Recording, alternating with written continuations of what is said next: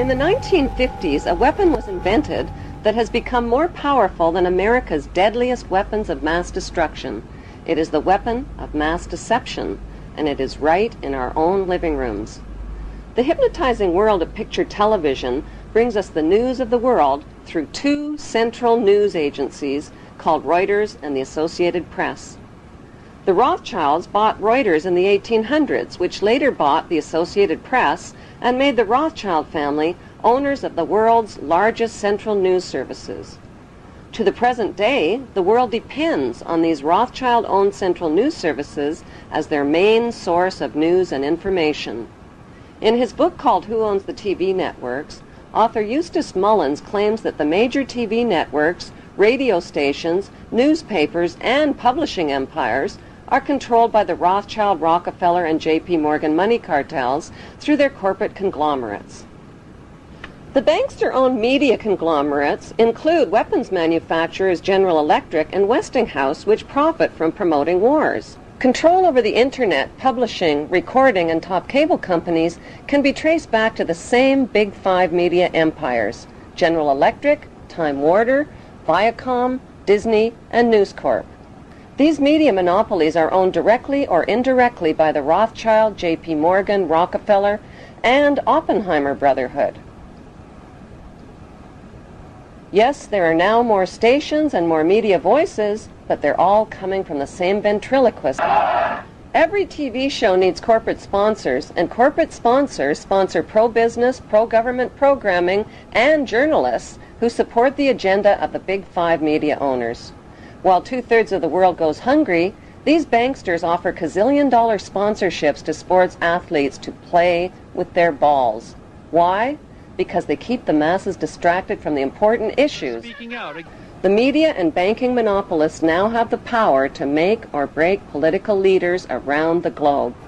Why haven't the networks made a TV movie of the week about how the Bush family made their family fortune? The movie could be called The Awful Truth, starring George W.'s great-grandfather, Samuel P. Bush, whose Buckeye Steel Castings Company supplies parts for Edward Harriman's railroads, who in turn provides rail shipments for John D. Rockefeller's Standard Oil, who in turn gets monopoly financing from the Rothschilds. The movie could be made into a TV series starring Samuel's son, Prescott Bush, as the managing director of a Nazi steel manufacturing plant in Poland called Silesian Consolidated Steel. In episode 1, Prescott Bush forwards American financing to his German partner Fritz Thyssen through the Union Banking Corporation in New York. Fritz Thyssen arranges a contract with Nazi Germany's IG Farben Company for free Jewish slave labor in Bush's steel manufacturing plant at the Auschwitz concentration camp. Episode 2 shows Skull and Bonesman Prescott Bush and Averell Harriman getting caught under Trading with the Enemy Act, as the U.S. government moves in and seizes all of their shares in Union Banking Corporation.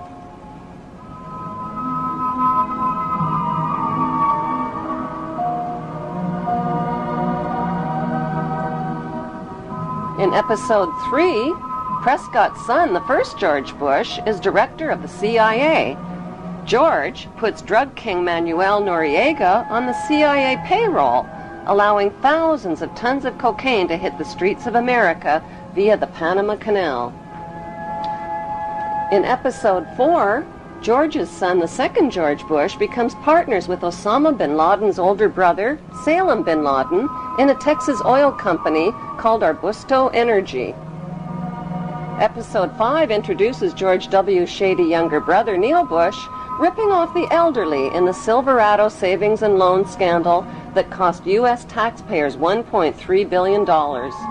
In episode 6, the Florida election is fixed by George W.'s older brother, Jeb Bush, who puts brother George into the top job at the White House, which brings us back to Auschwitz and the concluding episode with George W. Bush visiting the slave labor camp where his grandfather helped build the Bush family fortune on free Jewish slave labor.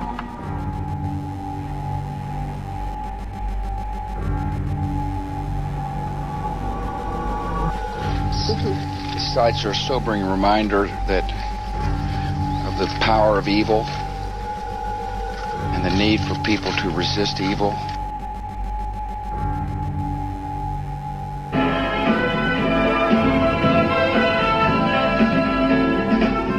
Ladies and gentlemen. As a follow-up to the TV series, an award show could celebrate the 20-year friendship of the Bush and Bin Laden families and their shared investment in the Carlyle Group. The Carlyle Group is one of America's largest weapons contractors. For the Bush and Bin Laden families, war means profits, big profits. Although the media creates the illusion of freedom of the press, the dominant opinion and messages always serve the banksters' agenda. The chilling reality is that up to 15% of the tax money deducted from your paycheck each month buys the bombs and pays the salaries of troops to commit these atrocities. Rivers of blood from innocent families and their children is on everybody's hands. The plan for world domination by the banksters cannot be accomplished without your cooperation. That plan was formulated in 1773 at Mayor Rothschild's goldsmith shop by 13 influential German Jewish families. Among them were Rothschild, Oppenheimer, Warburg, and Schiff. Their formula for global control is the 3M formula: money control, media control, and military control. 2, 1, mark, and visual confirmation. Like changes to the rules that gave these families the media and money monopolies, new laws are being passed to transfer military control to them by privatizing the military. But if they're killing terrorists, who cares if they are government soldiers or corporate soldiers? A more important question to ask is, who exactly are the terrorists and where do terrorists get their training? The answer is right smack in America at Fort Benning, Georgia. Until January 2001, America's terrorist training school was called School of the Americas, but because of massive protests against its activities, the name was changed to WISC, Western Hemisphere Institute for Security Cooperation.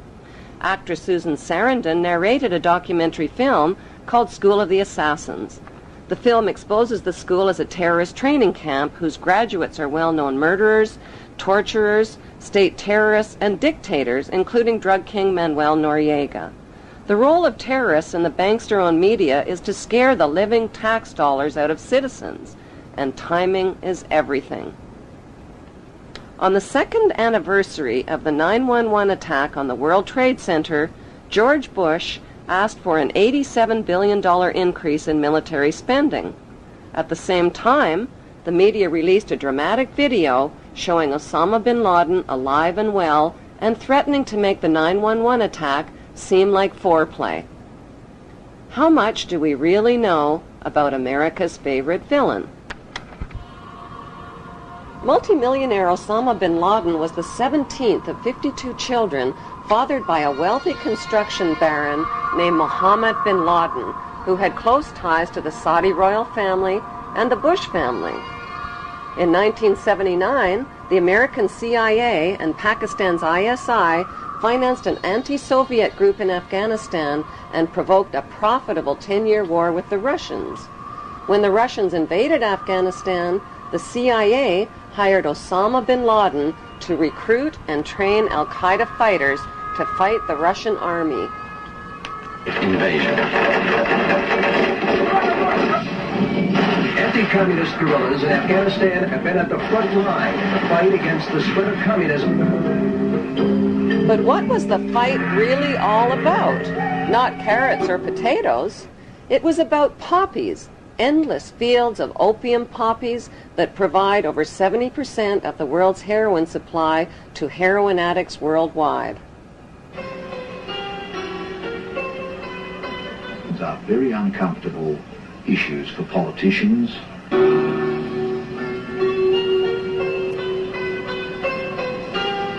It was a dramatic story, but the media failed to tell us the less heroic side of Afghanistan's freedom fighters. America's new friends had become hooked on the economics of the poppy.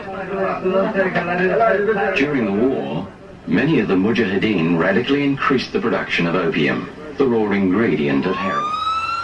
Opioid abuse in the United States is at epidemic levels. This is probably the worst drug situation in our country in decades, if not a century. With deaths more than quadrupling between 1999 and 2015. The international drug trade began in 1606 when Queen Elizabeth I built England's wealth by trafficking illegal opium from India to China.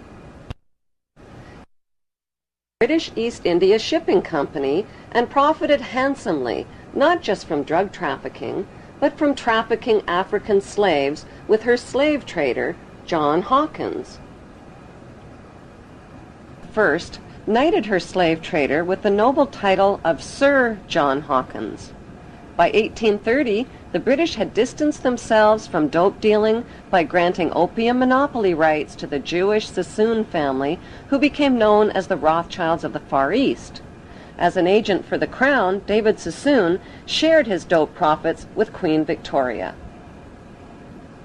The British East India Company built a major factory to process the opium here at Gazipur. It's still a lucrative earner for the Indian government, which sells opiates to the world's pharmaceutical industry. When the Chinese banned opium and destroyed 600 chest loads of the addictive drug, Sassoon and the British retaliated.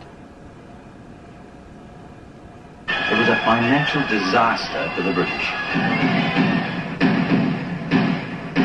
With huge profits at stake, they retaliated with the Opium Wars of 1843 and 1858. The forces of the market were to defeat China's moral prohibition. Sassoon and the British forced drug addiction onto an entire nation, stole the island of Hong Kong, and made Hong Kong the capital of the British international drug trade. In 1872, Queen Victoria knighted David Sassoon's son, Albert Sassoon, who spread the illegal opium trade throughout China and Japan. In 1887, Sir Albert Sassoon married Aline Carolyn Rothschild and joined the pirated fortunes of the Sassoon drug cartel with the Rothschild money cartel. Today, it's business as usual for the descendants of the Sassoon and Rothschild families, who socialize with Queen Elizabeth II and Prince Charles as elite members of Britain's inner power circle. Many have been granted royal titles, like Sir, Countess, Baron, and Marquis, but their many victims aren't fooled by the crowns, the titles, and the tuxedos. They have very different titles for them. Titles like liars, thieves, dope dealers, and mass murderers. On the other side of the Atlantic, a member of the same opium smuggling syndicate, Samuel Russell, founded Yale University's Skull and Bones Brotherhood with drug money. Exclusive members were financed into political power positions in the CIA, the U.S. Supreme Court, and the White House. When Skull and Bonesman George Bush Sr. became CIA director in the 1980s, the CIA recruited Osama bin Laden to train al-Qaeda and Mujahideen fighters in Afghanistan. The job of Osama's trainees was not just to fight the Russian communists, it was to run Afghanistan's multi-billion-dollar opium trade. Heroin, manufactured from Afghan opium, supplied $250 to $300 billion annually to Wall Street and the U.S. banks. Authors Alfred McCoy and Michael Levine tied the CIA to this unholy drug alliance and received national attention when the CIA tried to suppress their books. Michael Levine became a best-selling author when he wrote about his experience of this unholy alliance. After 30 years' distinguished service with the DEA, he could write with some authority. You could look at what they did to me as an example in microcosm of Central Intelligence's actions and the State Department in completely subverting the drug war. You know, the drug war was something that only existed in the minds of Americans, on the streets of America, for kids like my brother, for cops who died. There was no drug war. The biggest drug dealers in the world were given a license to sell drugs to Americans to support themselves. And this continued right down from Southeast Asia, through the Mujahideen, through the Contras. But how was the heroin smuggled into the United States? One of America's most gruesome secrets is that during the Vietnam War, heroin was smuggled into the United States by hiding it inside the body bags of dead American soldiers. By the end of the 1960s, 1/3 of U.S. soldiers in Vietnam and close to 1 million United States citizens were hooked on heroin. Drugs like LSD, mescaline, marijuana, and hashish also swamped the streets and college campuses of America. Who or what turned America's youth onto these illegal drugs? Celebrity anti-war activists like Aldous Huxley, Timothy Leary, Allen Ginsberg, and Bertrand Russell sold America's youth on acid rock, tripping out, and one world government. Their financing came from the Warburg Banksters and IPS, Institute for Policy Studies. Over 100 million doses of LSD that hit the streets of America were purchased by Timothy Leary and Alan Dulles through S.G. Warburg's Sandoz AB Pharmaceutical Company in Switzerland. Free sample-size packages of acid were handed out not only on college campuses, but at rock concerts, where musicians persuaded millions of fans to get high. Critics of the drug culture blame parents, teachers, law enforcement, and everybody except the people behind it all, namely the Rothschild-Warburg banksters and their Committee of 300. According to Dr. John Coleman, who wrote the story of the Committee of 300, the Beatles rock group were brought to America by the Tavistock Institute. Tavistock launched the drug culture revolution in America to popularize and normalize social drug use. Through their record companies and advertising monopolies, the banksters have packaged and financed their celebrity salesmen to anesthetize, addict, and enslave billions of people worldwide with dependencies on both prescription and non-prescription, legal and illegal drugs. Those drugs range from alcohol, nicotine, and caffeine to Prozac, crack cocaine, and heroin. Like the phony war on terrorism, the phony war on drugs is a cat and mouse game being fought with one hand and fed with the other. The peace symbol adopted by the drug flower children of the 60s was designed by Gerald Holtham, who was commissioned by One World Government salesman Bertrand Russell. The symbol was never designed as a symbol of peace, but as a symbol of death. It is actually a cross turned upside down with the arms broken and is used by Satanists and in Druid witchcraft. In Germany, the symbol is known as the death rune and is found on tombstones of Hitler's Nazi SS officers. CIA's team of ex-Nazis and Skull and Bonesmen financed and trained Osama bin Laden, who pushed the Russians out of Afghanistan by 1989. The CIA then trained and installed the ruthless Taliban regime to run the booming opium trade. After a decade, the long friendship between America and the Taliban suddenly turned ugly. At a meeting held on December 4th, 1997 at Unocal headquarters, American oilmen made a proposal to the Taliban about building a pipeline through Afghanistan. Rothschild Shell Oil and Rockefeller's Exxon Oil had invested billions in the Kazakhstan oil and gas reserves just north of Afghanistan. Now they needed a pipeline to transport it to the Persian Gulf. The Taliban demanded a bigger cut and turned down the proposal. Suddenly, the banksters' American-controlled media were calling the Taliban monsters, evildoers, and cruel villains who beat up on women.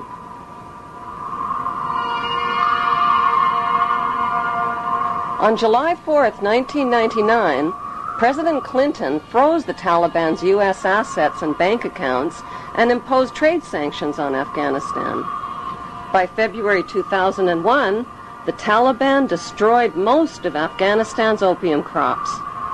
In May, Secretary of State Colin Powell announced a gift of 43 million U.S. taxpayers' dollars to the Taliban. He called it a reward to the Taliban for destroying the opium crops. But members of the new George W. Bush White House knew the Taliban would use the 43 million for more sinister purposes.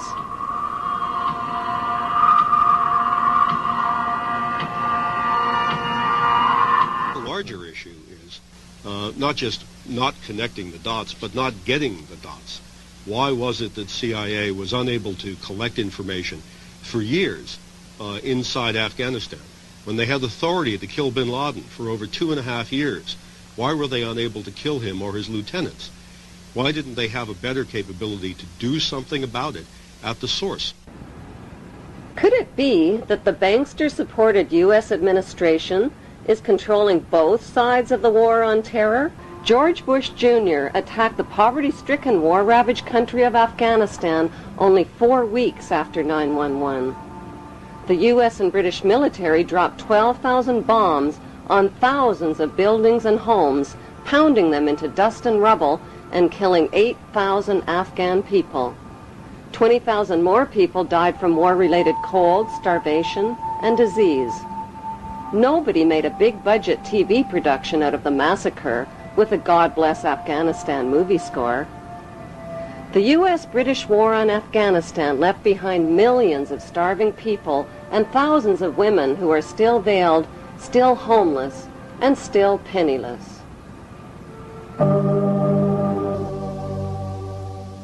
Afghanistan is the world's largest producer of opium and now the world's largest producer of heroin.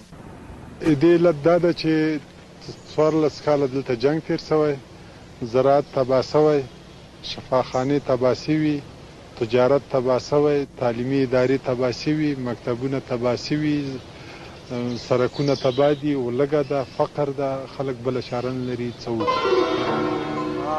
There can never be peace and democracy in Afghanistan. Why? Because peace and democracy would expose and cut off corporate America's opium and heroin trade at the source. So what was the payoff for the U.S.-British war on Afghanistan? 1, the uncooperative Taliban warlords got kicked out and replaced by the cooperative Northern Alliance warlords. 2, opium and heroin production and revenues skyrocketed. 3, Afghanistan got a new leader named Hamid Karzai, who just happens to be an ex-employee of Unocal Oil. 3, America got permission to build their oil and gas pipeline through Afghanistan. In the 1980s, the United States supported Iraq's invasion of its neighbor, Iran, to stop the spread of Iran's Islamic Revolution. America played both sides of the Iran-Iraq war by supplying Saddam with chemical and biological weapons of mass destruction, and at the same time, America secretly sold weapons to Iran and illegally diverted the money to the Contra-revolutionaries in Central America. During the war, the United States sent a special envoy to see Saddam in 1983. He was Donald Rumsfeld, now the U.S. Defense Secretary. The two men discussed how to reinforce Iraq against a common enemy.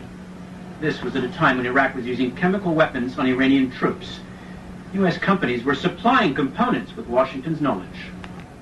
By 1990, President George Bush Sr. tricked Iraq into another war with another oil-rich neighbor, Kuwait. How? By supplying Kuwait with horizontal drills that could reach beneath the border of Iraq and siphon oil from Iraq's oil fields. Kuwait used the U.S.-made drills to steal 300,000 barrels of oil per day from Iraq, worth over $3 billion annually. The fuse was lit, and Kuwait did nothing to put it out. They pumped oil without restraint from Rumaila oil field, which was accessible to both Kuwait and Iraq, and they exceeded OPEC quotas, flooding the market and driving prices even lower. George Bush Sr. officially promised not to interfere in Iraq's legitimate oil battle with Kuwait, but when Saddam's army entered Kuwait to defend their oil reserves, Bush pounced on them. Our goal is not the conquest of Iraq. It is the liberation of Kuwait. America disposed of its toxic waste problem by building radioactive depleted uranium right into their bombs and dropping them on Iraq. Bush Sr. not only devastated and poisoned Iraq's water systems and infrastructure, he weakened the economies of both Kuwait and Iraq, collected giant profits from rationed Iraqi food for oil programs, and landed massive rebuilding contracts in Kuwait. Bush Sr. followed up the Gulf War with 10 long years of deadly trade sanctions that killed another 1.5 million Iraqi people, including 600,000 children who were cut off from medical supplies. A bookstore in the United States today, you can find 50 books celebrating different aspects of the war and how grand it all was.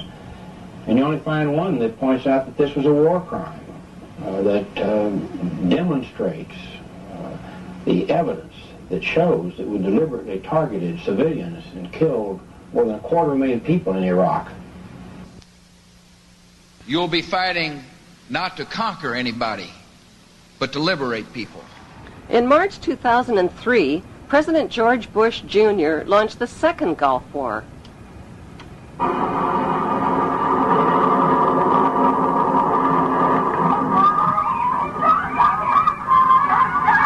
The war on Iraq wasn't about revenge for 9/11, since not one of the 19 accused terrorists were Iraqi citizens. It wasn't about weapons of mass destruction, which inspectors hadn't found. It wasn't even about Saddam Hussein, who had been financed into power by the U.S. in the first place and who got his chemical and biological weapons from American companies. No, the U.S. wars against Iraq and against Afghanistan were about mass murder and piracy. They were about big weapons sales, big oil, big pipelines, big drugs, and big rebuilding contracts. They were about colonizing the Middle East and moving 2 giant steps closer to world domination. Private First Class Lindy England may never have figured these images would beam into the homes of millions of horrified people. Whatever she might have thought at the time, she says she and her comrades had no choice. So to stand there, give a thumbs up, smile, stand behind all the naked Iraqis in the pyramid, take a picture. Who told you to do that? Persons in my higher chain of command. Why were naked Muslim prisoners positioned on top of each other in the shape of an Egyptian pyramid? The answer can be found in the distant past. In ancient times, Iraq was called Babylon. The year is 586 BC. The armies of Nebuchadnezzar, king of Babylon, descend on Jerusalem with the wrath of an angry God. It is almost 6 centuries before the birth of Christ. The Romans have not yet even dreamed of empire. It is a dark chapter in the history of the Jews, while Babylon's fierce star is rising. The Bible describes the Babylonian attack. Homes are pillaged, King Solomon's temple is set ablaze and utterly destroyed. Saddam Hussein made the mistake of comparing himself to Babylon's King Nebuchadnezzar. The capture of Iraq and Saddam Hussein was not just about oil and colonization, it was also about settling an old Hebrew score. We got him.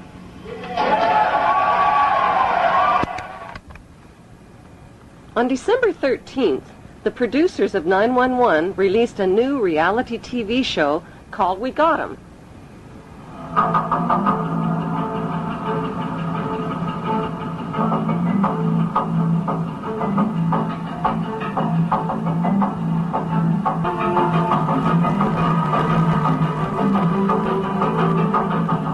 The Iraqi people claimed the We Got 'Em video show was staged.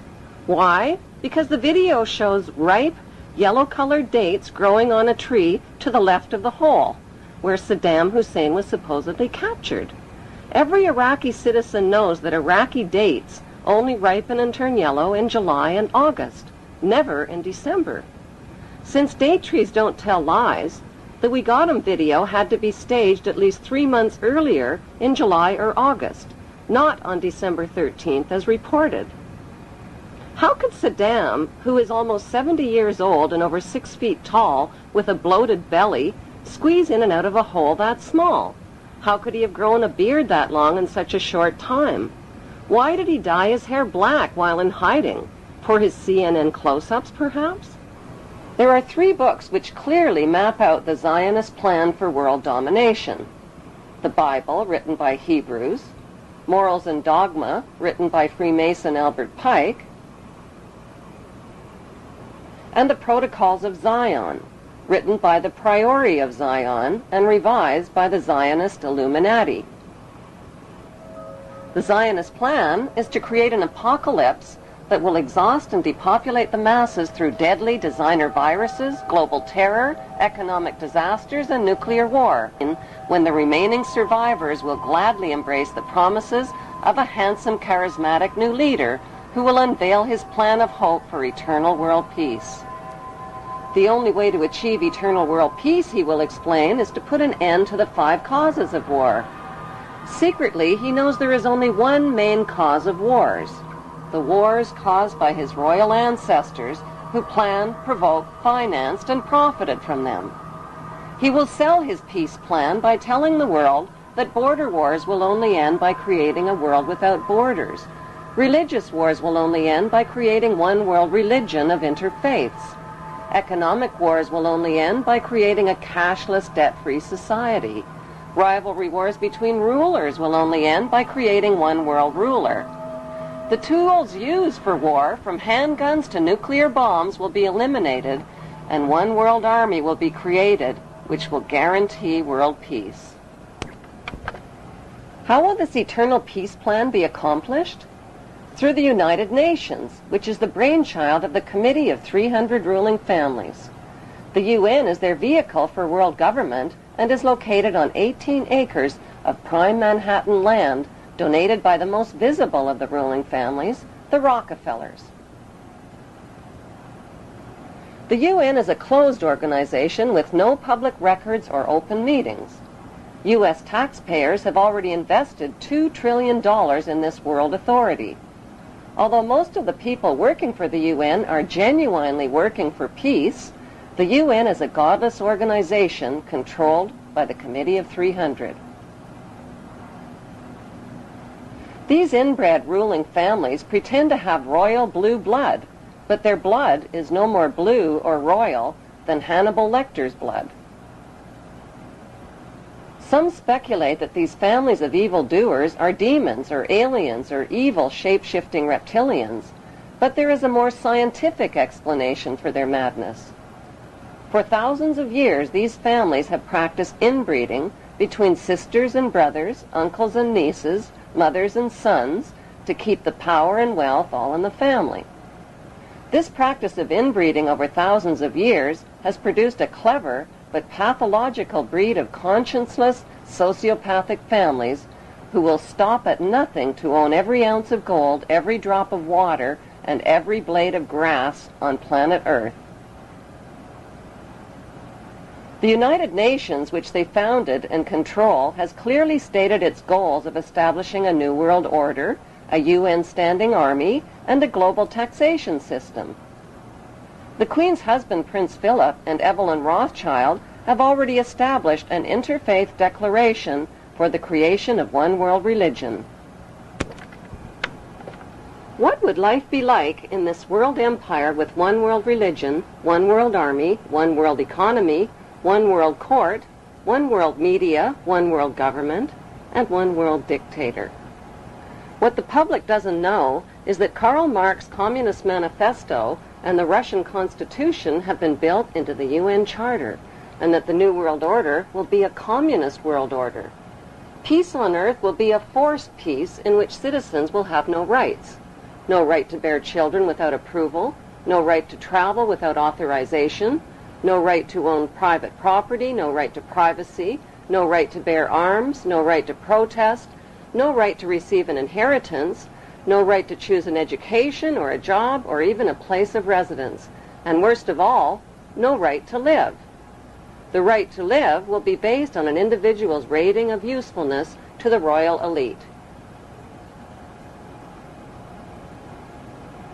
In this planned world without borders or nations, citizens will be disarmed of all weapons, including handguns, and will have no means to protest, fight, resist, or challenge this one world authority who will control them spiritually, economically, and militarily. Every human being will be electronically tattooed and will become helplessly dependent on this one world authority for all of their most basic needs. The masses will eventually be taught to bow down and worship this one world dictator who will rule the entire world from his eternal throne in Israel. They have waited for him. They believe in him. They expect he will heal the world's ills. Some say he is the Messiah, finally returned. But this man is not a savior. He is the king of terror who will usher in the end of everything. Despite all the red flags, many people deny that a problem even exists. It does exist, and the good news is there are solutions. The solutions lie in knowing what the three biggest fears of the world's ruling families are. The first biggest fear is exposure. They have gone to great lengths to cover up their trail of crimes and to win the public's trust through their media monopolies. Without public trust, their ancestral plan for global control is doomed. Their second biggest fear is losing public support. If the public stops cooperating, their plan is guaranteed to fail. Their third biggest nightmare is organized resistance by an informed and fearless public. The ruling families know from past experience that the will of the people can defeat all their military and monetary might. Vietnam is a perfect example. There is no doubt whatsoever that these ruling families can be totally defeated by turning their three worst fears into a reality.